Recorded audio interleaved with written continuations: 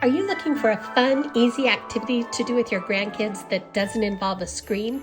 Get ready to become the fun grandma with these super simple mini pies that are a blast to make and even more delicious to eat. These are also the perfect serving size for your little ones or any special person at your next Thanksgiving gathering. These mini pies are easy enough that you can easily make them with grandkids. You can make them with pre-made puff pastry dough, or you can make your own pie dough. I'll link my pie crust recipe below. You could fill these with chili, taco meat, or pie ingredients, sweet or savory. Either way, they'll be a hit.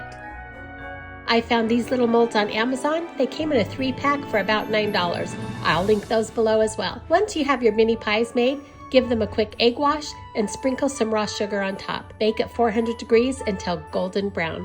While you're baking the mini pies, you can also bake this pizza ring for your grandkids to snack on while you wait for your pies to bake. It's super easy. Just use the pre-made crescent roll dough, form it into a circle overlapping each triangle.